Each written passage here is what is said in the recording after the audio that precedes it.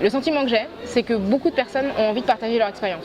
Je crois qu'il y a un véritable besoin en fait, d'entendre cette parole-là, de partage d'expérience. Souvent, on se retrouve confronté à des situations de discrimination, de racisme, de non-acceptation, mais sans pouvoir le partager avec d'autres. Et on peut avoir le sentiment qu'on vit quelque chose d'isolé.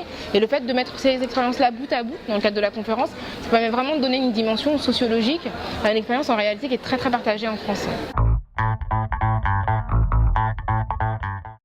J'ai remarqué qu'il y avait une forte récurrence de personnes qui soit occupaient des professions libérales, soit étaient dans des métiers artistiques. Donc dans des endroits où finalement elles n'avaient pas de patron, où elles avaient un niveau d'acceptation de la différence qui était assez élevé, notamment dans les milieux artistiques. Et ce qui fait qu'elles pouvaient se payer quelque part le luxe de porter des cheveux naturels, frisés, bouclés, etc.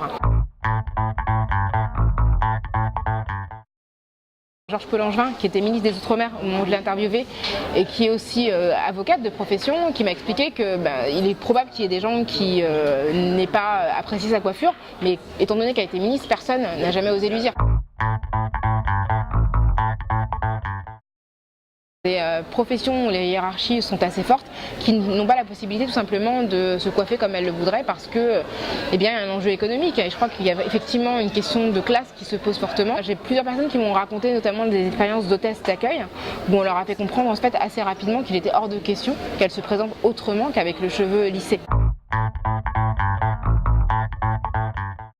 Quelque part, on pense aujourd'hui à une présentation professionnelle, mais en ne tenant compte que de la nature que peuvent avoir en fait les cheveux ou la couleur de peau, les traits physiques des personnes blanches. Et ça, ça montre la manière dont une grande partie de la population est encore invisibilisée et n'est pas considérée comme étant naturellement conforme à des canons professionnels.